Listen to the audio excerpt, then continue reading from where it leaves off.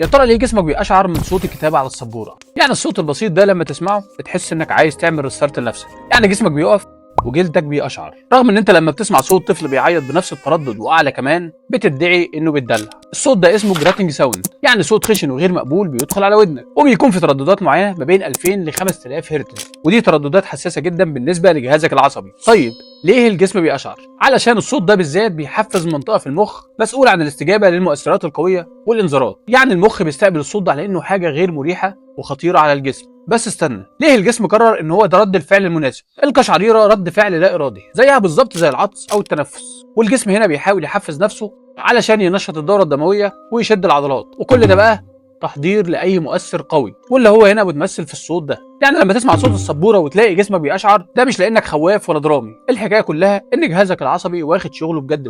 بس ما تقلقش، ده مجرد صوت سبوره مش استدعاء ولي امر. سلام.